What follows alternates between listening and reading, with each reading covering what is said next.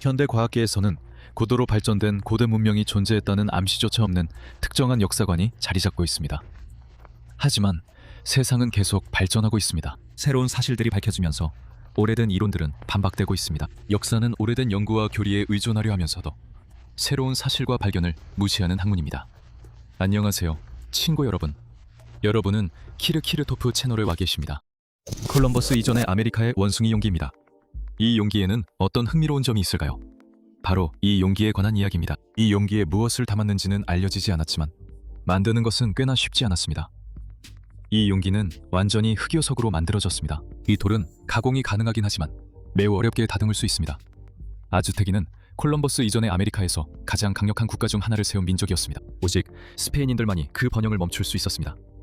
오늘날 우리는 이 민족에 대해 문헌 자료뿐만 아니라 고고학적 발견을 통해서도 알고 있습니다. 그 중 하나는 흑요석으로 만든 용기로 그 위에는 원숭이가 새겨져 있습니다. 전문가들이 이 유물을 조사하기 시작했을 때 그들은 매우 놀랐습니다. 그렇게 먼 옛날에 어떻게 그렇게 정교한 작업을 할 수 있었을까요? 만약 점토였다면 의문이 없었을 것입니다. 하지만 이건 흑요석입니다. 사실 이 재료로 만든 유물들은 이전에도 알려져 있었지만 그것들을 고도의 예술로 분류할 수는 없습니다. 예를 들어 화살촉은 꽤 단순하고 거칩니다. 그런데 여기서는 이런 기술이 사용된 것입니다. 여러 지역에서 연구자들이 찾아와 각자의 다양한 이론을 세우기 시작한 것도 놀라운 일이 아닙니다. 전반적으로 그들의 생각은 아즈텍인들이 이 용기를 만들 수 없었다는 데에 모아졌습니다. 그들의 기술력으로는 분명히 부족했다는 것이죠. 인도의 신비로운 성스러운 큐브들. 최근 중앙 잉글랜드의 소우강가 코번트리 근처에서 현지 주민 윌 윌리드가 낚시를 하던 중 얕은 물에서 이상한 큐브 더미를 발견했습니다. 이 큐브들은 나무로 만들어졌으며 이해할 수 없는 기호들로 가득 새겨져 있습니다. 이것이 이 물건들이 종교적인 용도로 사용되었을 것이라는 생각을 하게 만듭니다. 인터넷에서 공개 설문조사를 통해 이 기호들이 힌두교의 상징임이 밝혀졌습니다. 아마도 이 큐브들은 인도에서 영국으로 가져온 것으로 보이지만 실용적인 용도가 없어서 버려진 것 같습니다. 이것이 바로 이 사건의 가장 큰 미스터리입니다. 아직까지 아무도 이 독특한 물건들의 용도를 밝혀내지 못했습니다. 면에 새겨진 기호들이 반복되어 있어서 각 열, 행, 대각선이 동일한 값을 가지기 때문에 그 무늬가 스토크를 연상시킵니다. 이것은 큐브들이 얀트라, 즉 힌두교에서 주의 집중과 다양한 의식을 위해 사용되는 마법도구일 가능성을 시사합니다. 큐브의 재질은 납입니다. 힌두교 점성술에서 이것은 라후, 즉 달의 궤도 중 한 부분의 상징입니다. 따라서 이것들은 라후 얀트라, 즉 종교적인 세트일 수 있습니다. 큐브들과 함께 발견된 동전에는 여러 팔을 가진 여성이 사자 위에 올라탄 모습이 그려져 있습니다. 이것은 어머니 여신 두르가의 상징입니다. 따라서 이 큐브들은 두르가 여신에게 기도하기 위한 용도였을 가능성도 있습니다. 열성적인 사람들은 추측을 하고 있지만 과학자들은 큐브의 연대를 확인하려고 노력하고 있습니다. 최신 볼트암페로메트리 방법은 납의 경우 150년 정도의 오차가 발생하지만 수천 년에 이르는 연대를 다룰 때는 이 정도 오차는 큰 의미가 없을 수 있습니다. 하지만 만약 이 큐브들이 비교적 최근에 만들어진 것이라면 어떻게 될까요? 이 지도는 2000년 전의 것입니다. 이 지도는 신비로운 피리레이스의 지도보다도 더 오래되었습니다. 페리레이스의 지도는 500년 전의 것으로 추정됩니다. 그리고 멕시코에서 발견된 이 돌지도는 기원 전 200년에서 기원 후 200년 사이에 만들어진 것으로 추정됩니다. 즉, 이 지도는 피리레이스의 지도보다 1500년이나 더 오래된 것입니다. 그들이 정확히 무엇을 새겼는지는 아직 밝혀지지 않았고 기록도 해독해야 합니다. 하지만 첫 번째 돌덩이에서는 이미 성과를 거두었습니다. 이것은 인근 지역의 지도입니다. 지도에는 강과 골짜기가 선으로 표시되어 있고 움푹 들어간 부분과 동그라미로 그 근처의 마을들이 나타나 있습니다. 전반적으로 이 지도는 과학자들의 주장에 따르면 푸에고데 콜리마 화산의 남쪽 경사면과 상당히 정확하게 일치합니다. 현무암 바위에 긁어새긴 그림의 연대를 측정하는 것은 불가능합니다. 거기에 뭔가가 새겨져 있지만 언제 새겼는지는 알 수 없습니다. 현무암 바위 자체도 연대를 알 수 없습니다. 그냥 돌일 뿐이죠. 하지만 이 돌을 화산 분화와 연관지어 이 지도가 언제 이전에는 만들어질 수 없었는지 알 수 있습니다.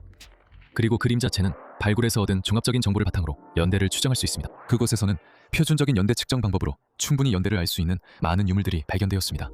그리고 같은 방식으로 그려진 그림들도 있습니다. 그래서 이 지도의 연대는 꽤 정확하게 추정할 수 있습니다. 약 2000년 전, 오차는 플러스 마이너스 200년입니다. 1700년 된 보드게임입니다. 노르웨이의 매장 구덩이에서 발견된 로마 시대 보드게임은 뼈로 만든 주사위와 18개의 둥근 말로 구성되어 있으며 상당한 지위를 가진 사람이 사용했던 것입니다. 루두스 라트론 클로룸이라고 불리는 이 게임은 길쭉한 주사위를 포함해 19개의 구성품으로 이루어져 있으며 2명의 플레이어가 전투를 벌일 때 사용됩니다. 학자들은 게임과 함께 점토그릇, 뼈조각, 청동물건, 그리고 불에 탄 유리도 발견했습니다. 이 유물들은 화장 무덤에서 발견되었으며 이 무덤은 높은 지위를 가진 사람의 매장지로 추정됩니다. 루두스 라트론 쿨로룸은 두 명의 플레이어가 서로 마주보며 상대의 말을 잡는 것을 목표로 하는 전략 게임입니다. 각 플레이어는 상대와 색이 다른 동일한 수의 말을 가지고 있습니다. 이 게임의 일부 버전에서는 각 플레이어가 둑스라는 특별한 말을 하나씩 가지고 있으며 이 말은 더 강력한 능력을 가지고 있습니다. 말들은 보드 위를 이동하며 서로를 포위해서 잡습니다. 같은 색의 말이 두 개의 다른 말 사이에 끼이면 그 말은 게임에서 제거됩니다. 이런 게임을 했던 사람들은 지역 귀족이나 상류층이었습니다. 이 게임은 여러분에게 시간이 있고 체력이 있고 전략적으로 사고할 수 있는 능력이 있음을 보여주었습니다. 8개의 고대 금화 항아리 이야기입니다. 화창한 캘리포니아에서 있었던 일입니다. 중년의 부부가 자신들의 집 근처에서 반려동물을 산책시키고 있었습니다. 평소처럼 산책을 하던 중 그들의 개가 녹슨 금속 조각에 관심을 보였습니다. 호기심이 생긴 부부는 그것을 파내보기로 했습니다. 그것은 양철 깡통이었습니다. 당황한 채로 겨우 그 깡통을 열어본 부부는 자신의 눈을 믿을 수 없었습니다. 안에는 순금으로 된 달러 동전들이 들어있었습니다. 그런 깡통을 5개나 더 발견했습니다. 금속 탐지기를 사기로 결심한 그들은 2개를 더 찾았습니다. 총 8개의 깡통이 발견되었고 모두 상태가 아주 좋은 금화로 가득 차 있었습니다. 전문가들은 그 발견의 가치를 약 1,000만 달러로 평가했습니다. 총 1,427개의 동전이 세어졌습니다. 액면가는 5달러에서 20달러까지 다양했습니다. 이 동전들의 진품 여부도 확인되었습니다. 주조 연도를 보면 1847년부터 1894년까지입니다. 그리고 깡통들이 서로 다른 깊이에서 발견된 것으로 보아 전문가들은 이 보물이 19세기 말에 여러 차례에 걸쳐 묻혔을 것이라고 추정합니다. 이 동전들 중 최소한 하나는 100만 달러의 가치가 있을 수 있습니다. 이 보물의 행운의 주인공 부부는 대부분의 동전을 아마존에서 판매하기로 결정했고 일부는 자신들이 보관하며 또 일부는 지역 박물관과 나누기로 했습니다. 부부는 이 사건이 일어나기 몇 년 전만 해도 이 땅으로 이사 온 지 얼마 되지 않았습니다. 하지만 남편은 그 소중한 장소를 여러 번 지나쳤다고 말했습니다. 그는 그곳에서 한 번도 특별한 점을 발견한 적이 없었습니다. 캐나다에 떨어진 운석은 무엇으로 이루어져 있습니까? 2000년 1월 캐나다에 큰 운석이 떨어져 과학자들을 당황하게 했습니다. 운석은 타기시의 호수에 떨어졌습니다. 운석의 파편을 수거한 후 연구를 위해 보존 처리했습니다. 파편을 조사하는 동안 과학자들은 그것들이 탄소와 아미노산이 풍부하다는 사실을 알게 되었습니다. 또한 운석이 높은 알칼리성 환경을 가지고 있었다는 사실도 밝혀졌습니다. 결국 연구자들은 70억 년 전 지구의 대기 중 70%가 이산화탄소로 이루어져 있었다는 사실을 알게 되었습니다. 70만 개가 넘는 유물들입니다. 이미 2003년에 암스테르담 당국은 새로운 지하철 노선을 건설하기로 결정했습니다. 이를 위해서는 오래된 2개의 운하인 담락과 로킹의 물을 빼야 했습니다. 한때 이 운하들은 암스텔강의 지류였으며 교통로로 널리 사용되었습니다. 그런데 이 운하의 바닥이 문자 그대로 다양한 유물들로 뒤덮여 있다는 것이 밝혀졌습니다. 그중 일부는 13세기로 거슬러 올라갑니다. 전문가들은 문화층을 20m까지 파고들었습니다. 그리고 더 깊이 들어갈수록 더 오래된 유물들이 발견되었습니다. 다양한 나라와 시대의 동전이 엄청나게 많이 발견되었습니다. 그 중에는 러시아 동전도 많이 있었습니다. 아마도 러시아인들이 기념으로 던진 것 같습니다. 그리고 모든 유물들은 목록화하고 디지털화하기로 결정되었습니다. 이를 위해 특별한 사이트가 만들어졌고 누구나 발견된 유물들을 볼 수 있을 뿐만 아니라 발견된 것들로 자신만의 콜라주도 만들 수 있습니다. 35억 년 전 지구에 생명체가 존재했다는 증거입니다. 뉴사우스웨일스 대학교의 지질학자들은 1980년대 호주 사막에서 발견된 화석을 화학적으로 분석했습니다. 이 화석은 35억 년 이상 된 것입니다. 과학자들은 그 안에 유기물 흔적이 있을 것이라고 추정했지만 기술적으로 이를 증명할 방법이 없었습니다. 이전에 과학자들은 유기물 흔적이 남아있는 가장 오래된 스트르마톨라이트 화석이 그린란드에서 발견된 것으로 그 나이는 37억 년 전이라고 생각했습니다. 하지만 화학적 연구를 진행한 결과 과학자들은 이 암석에서 유기물 흔적을 발견하지 못했습니다.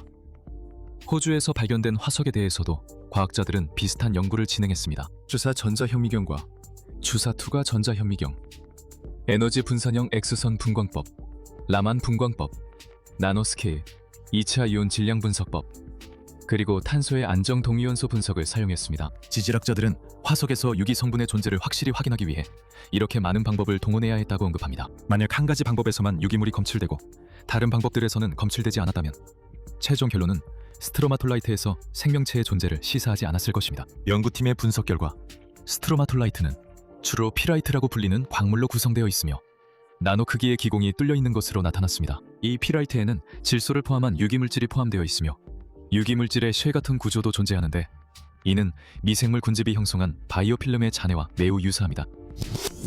알려지지 않은 고대 인류. 2008년 시베리아 지역의 한 동굴에서 연구자들은 고대 인류의 화석을 발견했습니다. 처음에 연구자들은 그것이 네안데르탈인에 속한다고 생각했습니다. 그러나 테스트를 거친 후 이 화석의 주인을 밝혀내지 못했습니다. 이 화석은 알려진 어떤 고대 인류에도 속하지 않습니다. 동시에 미토콘드리아를 비교해보면 이 고대 화석의 주인과 현대인 사이에는 385개의 차이가 있습니다. 그 주인은 누구일까요? 2012년 화석의 DNA 재조합 덕분에 과학자들은 이 화석의 주인이 호모사피엔스와 네안데르탈인의 후손임을 밝혀냈습니다. 그의 나이는 약 4만 5천 년이었습니다. 많은 분석과 데이터 비교 덕분에 연구자들은 약 4만 5천 년 전 네안데르탈인과 호모사피엔스의 혼합으로 인해 지구상에서 인구 폭발이 일어났다는 사실도 밝혀냈습니다. 그리고 약 6만 년 전 유럽인과 아시아인의 공통조상이 아프리카를 떠나 네안데르탈인과 섞이기 시작했다고 생각했습니다. 다음 영상을 놓치지 않고 가장 먼저 보고 싶으시다면 채널을 구독하고 알림 버튼을 눌러주세요. 시청해주셔서 감사합니다. 모두 안녕히 계세요.